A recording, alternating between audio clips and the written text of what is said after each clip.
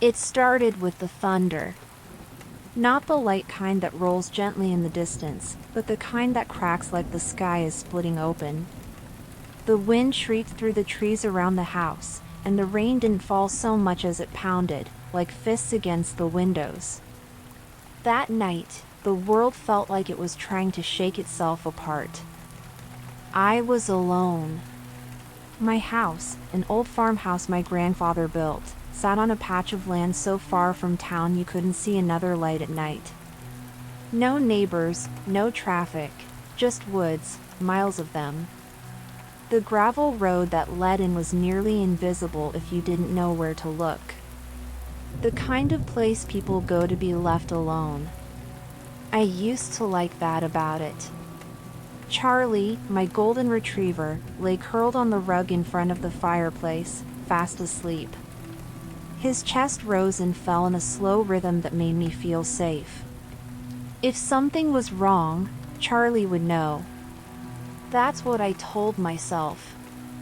The power had already flickered twice, and I figured it was only a matter of time before it went out. I set my book down and got up to check the doors, something I always did when storms rolled through. Front door, locked. Back door, locked. Windows, latched tight. Still, something felt off. The kind of feeling you get when you realize you're being watched, even though there's no one in sight. I told myself it was the weather playing tricks on me. I poured another cup of coffee, sat back down, and turned the TV up just a bit louder. Then came the knock.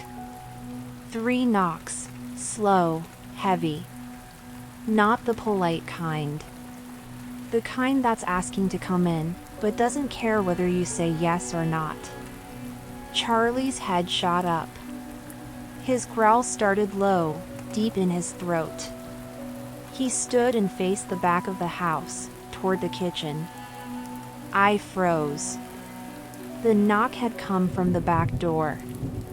I stood, slowly. The storm held against the siding, but it wasn't loud enough to mask the sound of another knock. Knock. Knock. Knock. Charlie moved toward the kitchen. He stopped halfway, staring at the door with ears back and tail down. I grabbed the flashlight and crept behind him, step by step. The house was suddenly so quiet inside that I could hear the creak of the floor beneath my feet. When I reached the kitchen, I shined the light at the back door. Nobody was there. Rain blurred the glass, and the curtain danced a little in the breeze from the window draft. I took a deep breath. Maybe I imagined it. Maybe the wind had slammed something loose. I reached for the curtain. Then came a new knock on the window right next to me. Hard, sharp. I stumbled backward. Charlie started barking wildly. I yanked the curtain aside, my flashlight beam hit the window, but it was empty. Then the power went out. Everything plunged into darkness. The kind of dark where you can't see your own hand in front of your face. I clicked the flashlight back on and swept it across the kitchen. The knock had been real, I knew it, that wasn't wind.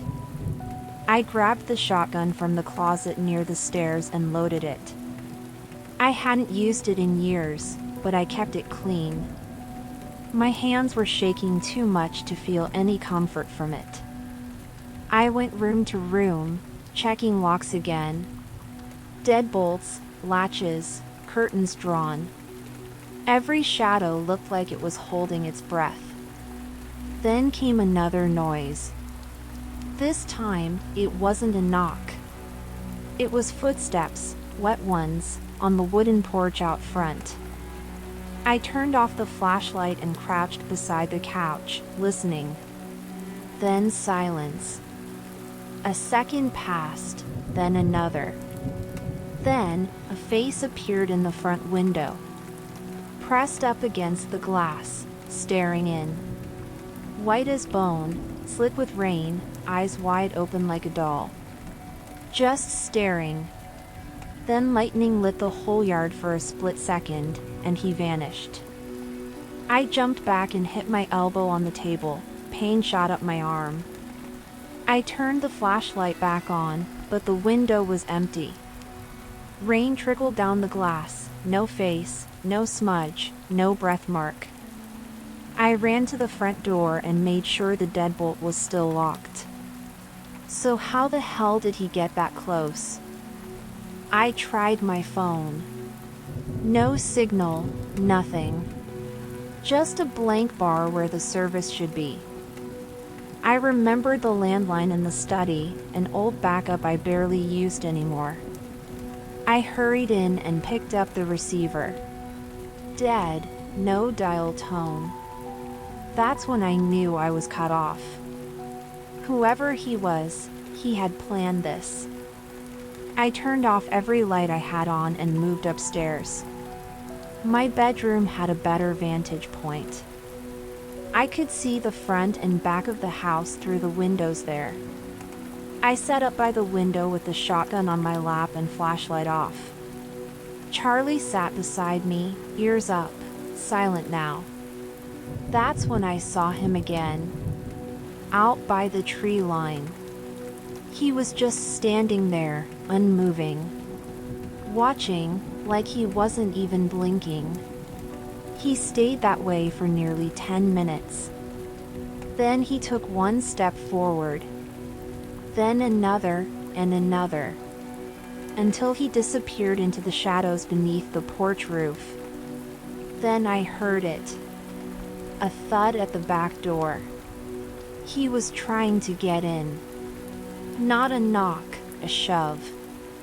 I raced back downstairs, gun raised. I flicked the flashlight toward the door. The curtain swayed again. But this time, there was a boot print on the glass. Muddy and large. Then the glass shattered. I fired, once, through the broken pane, not even aiming. The boom of the shotgun echoed through the house like a cannon. Silence. Charlie barked and lunged toward the door, but then stopped dead. I waited, heart hammering. No footsteps, no scream, no sound at all except the storm. I didn't dare move. For what felt like hours, I waited. Then I saw him again, through the shards of broken glass. He was standing just outside the door, still as stone, looking straight at me. Unblinking and calm. He didn't flinch at the gunshot. He just tilted his head and smiled, then he turned and walked away into the storm. I collapsed onto the floor, I couldn't make sense of it. Who just stands there after getting shot at? Who smiles like that? I stayed up until dawn, shotgun in hand, Charlie guarding the door. When the sun finally came up, I checked outside. There were footprints all over the yard, leading up to the porch. But none leading away. Just gone. I called the cops the moment I had a signal again. They arrived nearly an hour later. Polite, professional, and thorough. But they didn't find anything. No blood, no evidence he was hit. And no trail. They said it was probably a junkie. Maybe someone looking for a place to get out of the storm. I didn't argue. What else could I say? I installed motion lights, cameras, new locks, reinforced windows. But I couldn't shake the feeling that it wasn't over. Then, 2 nights later, I found something that stopped my heart cold. I was locking up before bed, flashlight in hand, when I saw it on the back porch, right in the middle of the doormat. A single, muddy boot print. And written beneath it, scratched into the wood with something sharp, knock knock. But if I let